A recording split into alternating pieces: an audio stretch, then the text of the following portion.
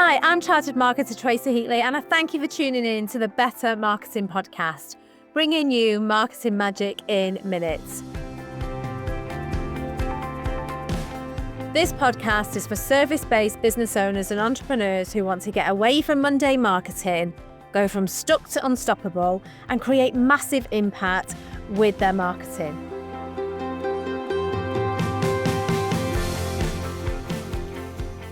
Each episode is designed to give you a little bit of marketing magic with practical nuggets that get you working on these straight away, things that you can implement immediately within your business. Today, we're talking about imposter syndrome and how it could be sabotaging your marketing. Together, we'll explore the causes, the effects, and most importantly, how to avoid it or fix it if you're stuck and suffering from imposter syndrome right now, and it's having a negative impact on your marketing. So first of all, let's focus on the pain of imposter syndrome. If you've ever felt like you're not good enough to put yourself out there, or you've hesitated to post on social media, do some kind of promotion or pitch because you thought, who am I to say this? What makes me think that I'm good enough to do this? And all that kind of thing. If that's the case, then you're not alone. A study found that 70% of professionals experience imposter syndrome at some point in their career. I've read other research that suggests it's more common amongst women, professional women, than it is men, but I know from experience that it carries across the board. And if I'm totally honest with you, in my opinion, I think that figure is higher for service-based business owners. I first spoke about this topic on a podcast that I did a few years ago, and I was overwhelmed by the messages that I received afterwards. So many people said how much it resonated with them and how relieved they were to realise it wasn't just them. So they were thanking me for my honesty and covering the subject. And let me assure you, it definitely isn't you. It happens to me too. Even though I'm an NLP master practitioner, and when I say NLP, I'm talking about neuro-linguistic programming, and I'm also one of the most qualified and accredited marketing professionals in the world. Logically, I know that, but I still feel this too from time to time. In fact, it happened to me recently when I featured in the international publication Tech National. I don't know if that's a publication that you're familiar with or not, but I was invited to be part of a feature as one of the top 9 AI experts. I've been invited to give my input on AI marketing. It's a subject that I know a lot about. I'm a CIM certified AI marketer. So when I got invited, I was happy to share my knowledge. I was very proud that I was featured. And when it was published, I realised that the people I was featured with were some of the top people in their field, including the head of Google's Insights and Analytics. And I distinctly remember thinking to myself, check me out. Who am I to be classed in their league? It's ridiculous, isn't it? I know logically that I'm top of my game. I know I am. But I feel like it is a feeling, isn't it, with imposter syndrome? We feel it rather than it be a logical thing. So I just wanted to share my story with you because I promise you, you're not alone. And that's my point. My point is it happens to us all. What's important is that we don't let it keep us stuck. Let's now focus on the consequences of holding back when it comes to your marketing. When imposter syndrome strikes, the natural response is to pull back, to stop showing up online, to delay the campaign, to water down your message. But in today's world, visibility is everything. As a service-based business owner, your visibility is your shop window. If you don't show up, your competitors will. Being aware of what competitors are doing is really useful, but negatively comparing yourself will hold you back. Here's an example. I worked with a client who constantly held off promoting her services because she felt that there was more experienced people in her field. Once we'd reframed that thinking and she started marketing consistently, inquiries began to flow in almost immediately. The difference was night and day, not because the skills suddenly changed, but because the visibility did. The way that she was showing up online changed. So now let's move on to the freedom of overcoming imposter syndrome. When you push past imposter syndrome, you open up the doors to growth. Your marketing becomes more confident. You become more confident. You attract more of the right clients and you stand taller in your industry. Remember, confidence is as much of a marketing tool as your website, your logo, or your LinkedIn profile is. When you're a service-based business, the two go hand in hand. Confidence and marketing success. So now I'd like to focus on sharing 7 tips to beat imposter syndrome in marketing. 1 a day for the next week. And then by the time you've worked through them all, my next episode will be live. And then we can dive into marketing strategy versus marketing planning and what the difference is.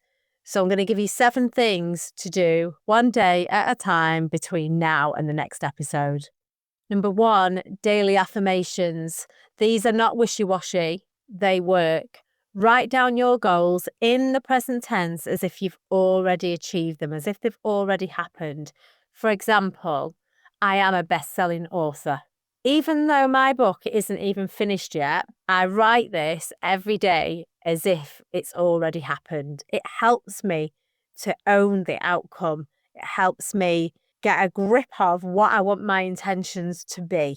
So do that every day. I get my clients to do this. It works really, really well. Number 2, pause before posting. Draft a social media post, then step away from your desk or your laptop, whatever your workstation is, a place to work, your phone, whatever it is, step away from it, breathe for a minute, take some deep breaths, and then go back to the post and post it. Sometimes we overthink things, don't we? So write it, step away, take some deep breaths, go back, post it. That pause helps you hit that publish button without overthinking. And that's what I want to achieve with this one, to stop that overthinking that might perhaps hinder you in terms of performance. But more importantly, actually, have you ever found yourself putting a post together and then deleting it and thinking, no, I won't post that. So this is why I want you to do number 2. So on day 2, you pause before posting and then you post. Number 3, engage, but do not obsess. Respond to comments on your social media, but don't spiral into over-analysis. Acknowledge, reply, always reply, and then move on and don't get hung up on it. So that's it. Engage, but don't obsess. Acknowledge, reply, and move on. Day 4, number 4, detach from your services. I know this sounds bizarre because if you're like me and many other business owners that provide a service, we set our businesses up because we're brilliant at what we do and we want to provide a service to others.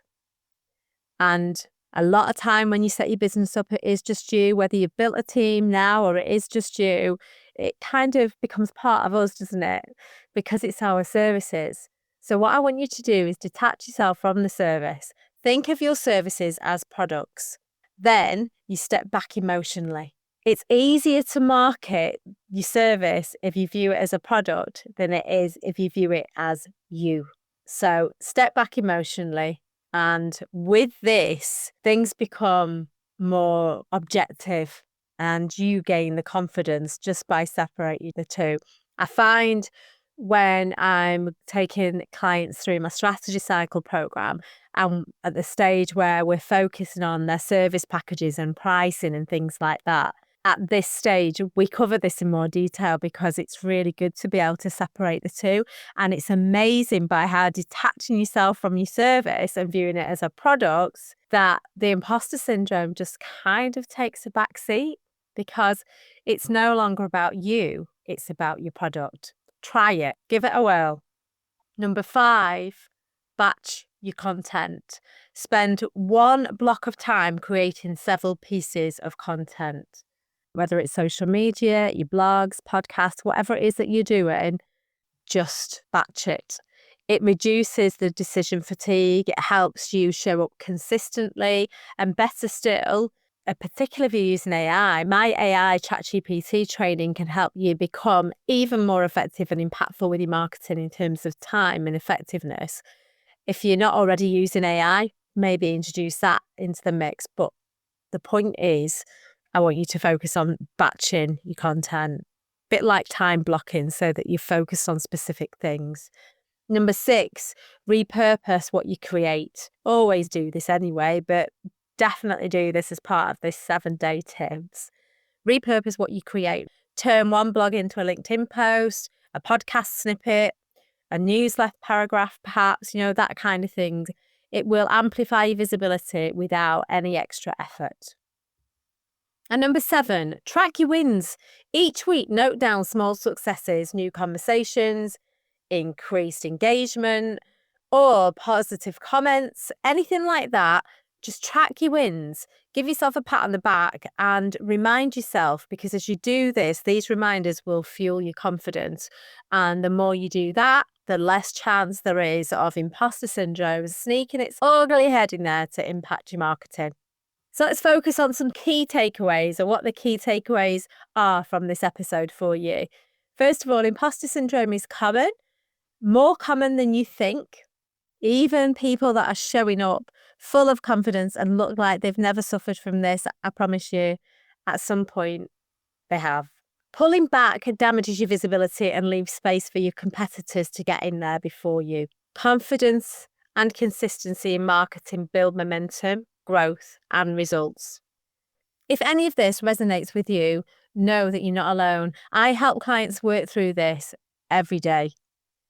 Whether it's through mentoring or structured strategy sessions, whatever it is, with every single mentoring and training client I work with, no matter who they are or what the services are, there is always a mindset shift. And that mindset shift helps them boost the marketing success. It's one of the great joys of what I do, and I get to see them and their business transform, and you can do that too. In fact, 99% of my clients tell me they feel more confident in the marketing and personal branding once they've completed the strategy cycle than what they did beforehand. Now, bearing in mind that this program is specifically to do with marketing strategy, it's not to do with behavior, but it happens. It just happens as a natural progression. And I think that's because whether they knew what imposter syndrome was or not, there's still a shift there, because whether they gave it a title or not, they still suffer from that a little bit. And that confidence is on top of having a clear marketing strategy and learning how to stand out in a crowded marketplace so that they shine brighter than the competitions. So if you'd like to find out more about my services and my strategy cycle program, head over to the website. It's tracyheatley.com. And let's connect on LinkedIn too. If you're on LinkedIn, do connect with me. And if you're a service-based business or you're not on LinkedIn, you really should be. So set one up and connect with me. Maybe send me a message and tell me that you've been listening to the podcast. I'd love to hear from you. All the links for my LinkedIn and my website are in the show notes.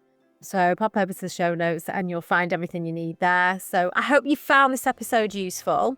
Early on in my marketing career, I never would have imagined that mindset was linked to marketing. But when you're the owner of a service-based business, the two go hand in hand. So it's more important than what a lot of people realise, I think. So I hope you've enjoyed this episode. I hope you found it useful. I'm Tracy Heatley, and I thank you for tuning in to the Better Marketing Podcast. And remember that better mindset means better marketing, and better marketing means better business.